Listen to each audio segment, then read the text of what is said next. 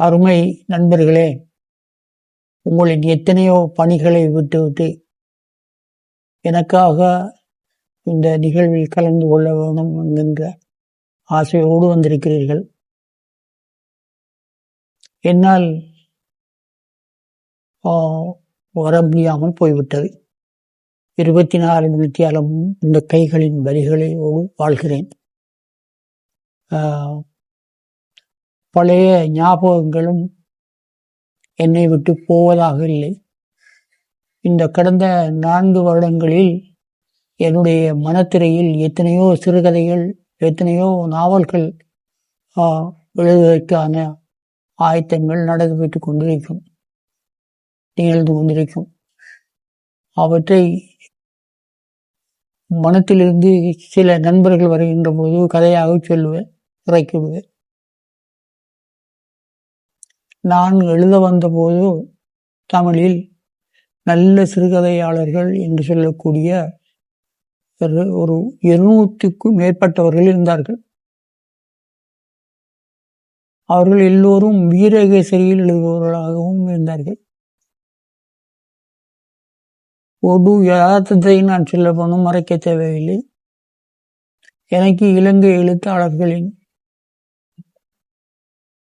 படைப்பில் 4-5 பேரை தவிர மற்றவர்களை நாம் வாசிப்பதில்லை.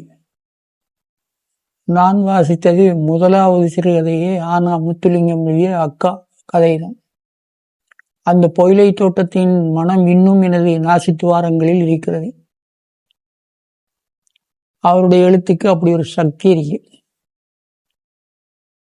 பிறகு தளையசிங்கம், அவருடைய தொழுகை சிறுகதை, அப்பா என்ன ஒரு கதை அது, இன்னும் என்னை விட்டு போகவில்லை என்று பாருங்கள். பிறகு தேர், இப்படி பட்டவர்களைத்தான் நான் வாசித்தேன். நான் அதோடு தமிழகத்தில் இருந்து வருகின்ற தாமரை, சரஸ்வதி,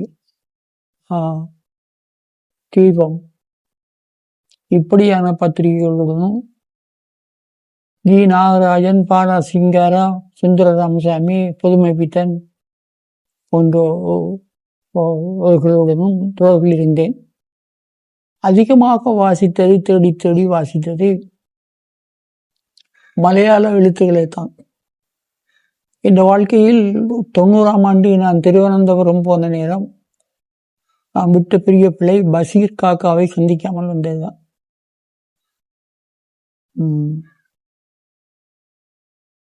வேற என்ன நண்பர்களே, இதுதான் இப்பொழுது உள்ள பிரச்சனை. நிறைய பழைய ஞாபகங்கள் இருக்கும். சிலருக்கு இன்றைக்கு காலையில் என்ன சாப்பிட்டோம் என்று அவர்களுக்கு இரவில் ஞாபகம் இருப்பதில்லை. என்னளவில் அப்படியும் இல்லை.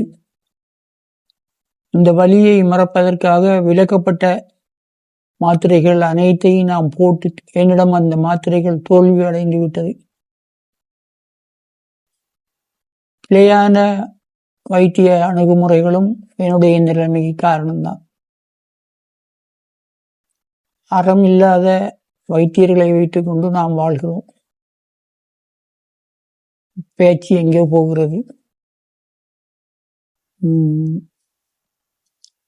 அந்த நாட்களிலேயே நான் அந்த நாள்களின் ஞாபகம் வருகிறது என்று அந்த மக்கத்தி சால்வை சிறுகதை தொகுதிக்கான முன்னுரையில் சொல்கிறேன்.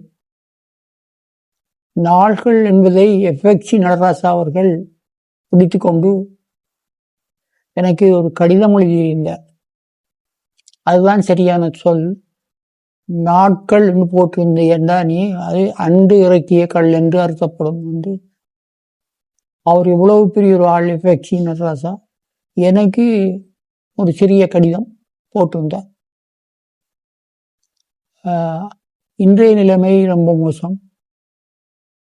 தமிழில் என்னை எல்லாம் பரிசு வாங்குவார்கள். எத்தனையோ பரீட்சைகள் எழுதி சித்தி அடைவார்கள். ஆனால் தன்னுடைய தாய்மொழியில் பிழை இல்லாமல் எழுதுவதற்கு இன்னும் எழுத்தாளர்களே தயாரில்லை. எப்படியும் எழுதலாம். அதுவும் முகநூல் இருக்கிறது. இந்த முகநூலை கூட நான் சரியாகவே பயன்படுத்தி இருக்கிறேன். இலங்கையிலும் இந்தியாவிலும் எடுத்துக்கொண்டார். எந்த சீவியத்திலிருந்து என்ற அந்த நூலை கஜல் பதிப்பகம்தான் இந்தியாவில் வெளியிட்டது. அந்த நூலை பரவலாக வாசிக்கப்பட்டிருக்கிறது. நண்பர் எம்.ஏ. நோமான் கூட முகநூலில் இப்படியும் எழுதலாம் என்பதை பார்த்து அதிசயிக்கிறேன் என்று அவருடைய முகநூலில் அந்த புத்தகத்தை பற்றி பதிவு செய்திருக்கிறார். எனக்கும் மிக திருப்தியாக இருந்த நூல் அது. வேறு யுத்தத்துக்கு முன்பும் யுத்தத்துக்கு பின்பும் என்றுதான் நாங்கள் பேச வேண்டும். அதை பற்றி பேச போனால் நீண்டு போயிடும். தமிழ் முஸ்லிம் உறவு மட்டுமல்ல, சிங்களவர்களுக்கும் எங்களுடைய தேவையை எடுத்துச் சொல்வதற்கு நான் தயங்கியதில்லை. ஜனகம சிறிவர்தனையை பற்றி கேள்விப்பட்டிருப்பீர்கள். அவர் லங்கா தீபைக்கு ஆசிரியராக இருந்தபோது நானும் அவரும் தமிழில் கந்தர்வன் கவிதைகளிலிருந்து கவிதைகளை சிங்கள மொழியில் மொழிபெயர்த்து ஒவ்வொரு ஞாயிற்றுக்கிழமையும் வெளியிட்டோம். அதே போல் ராவே எடிட்டராக இருந்த கமால் பெரேரா என்னோட நல்ல விருப்பம்.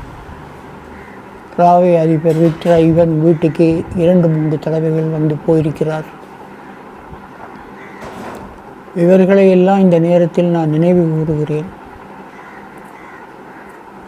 உங்கள் நேரில் உங்களோடு பேச முடியாமல் என்னுடைய இந்த ஒளிப்படத்தின் மூலமாக பேசும் சந்தர்ப்பத்தை சப்ரி எனக்கு வழங்கியிருக்கிறார்.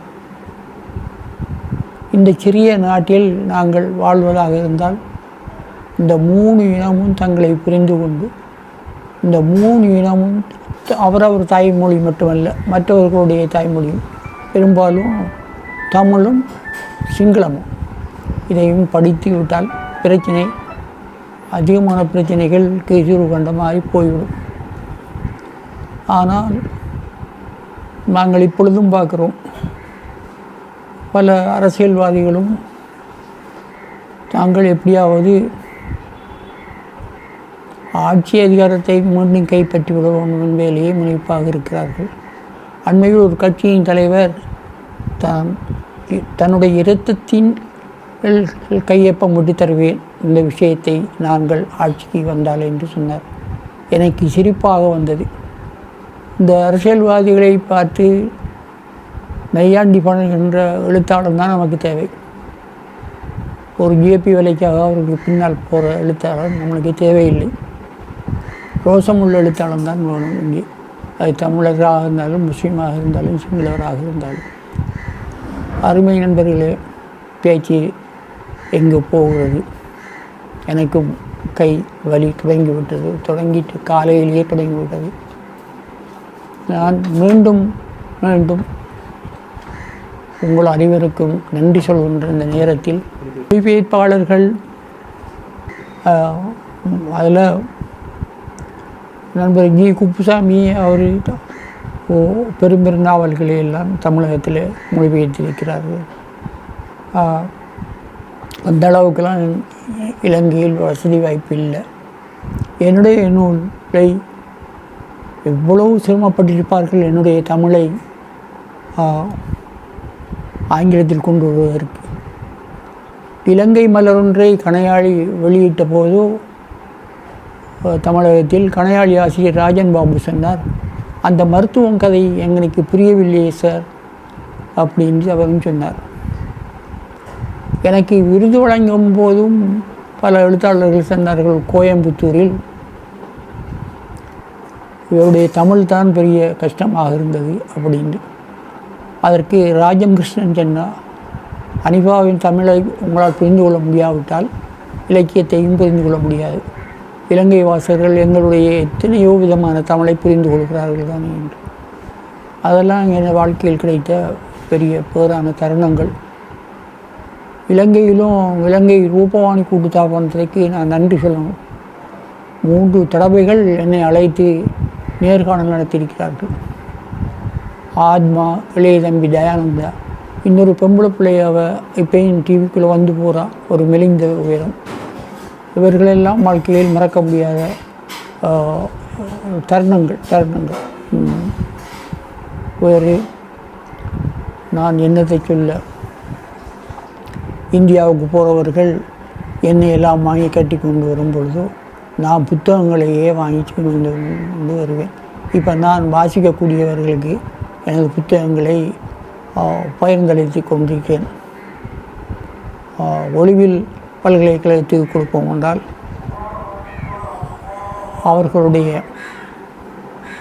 நடைமுறைகள் எனக்கு உடன்பாடில்லை. அதனால் அந்த எண்ணத்தை விட்டுவிட்டேன். இந்த உரையில் இந்த மக்கத்திச்சால்வை நூலின் 15 கதைகளையும் தமிழ் மொழிக்கு கொண்டு வந்த மொழிபெயர்ப்பாளர்கள்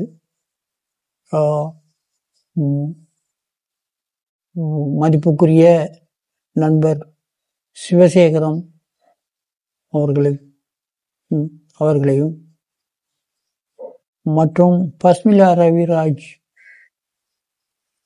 எழுத்துக்கினியவன் அசோகன் அவர்களையும் நான் மிகவும் சங்கையோடு நினைவு கூறுகிறேன். நண்பர்களே, மொழிபெயர்ப்பு என்பது லேசுபட்ட காரியமில்லை. சிலர் மொழிபெயர்த்திருப்பார்கள், அந்த குழந்தை செத்து போயிருக்கு, அங்கே உயிர் இருக்காது. இங்கே இரத்தமும் சதையுமாக எனது எழுத்துக்களை அவர்கள் கொண்டு வந்திருக்கிறார்கள் ஆங்கில மொழியில். ஜாமியா நல்மியாவில் கற்கின்ற ஒரு மாணவர், அருமை மகான்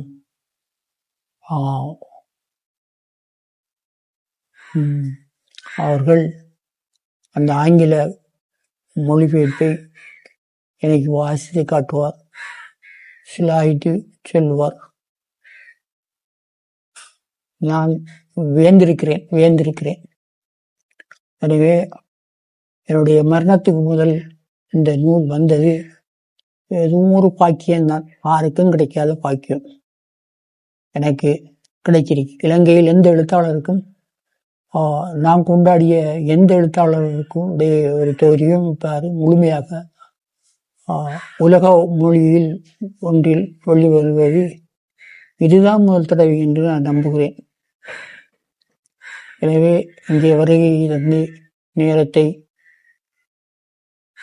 எனக்காக செலவு செய்த நண்பர்கள் அனைவருக்கும், இந்த மொழிபெயர்த்தவர்களுக்கும், இந்த விழாவை சிறப்புற நடாத்தி கொண்டிருக்கும் கசல் பதிப்பக உரிமையாளர் சப்ரி அவர்களுக்கும்,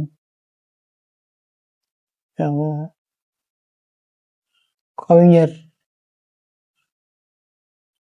நாங்கள் என்னுடைய நல்ல மதிப்புக்குரிய கவிஞர் அனார் அவர்களும் இங்கே வந்திருக்கிறார்கள் என்று அறிகிறேன்.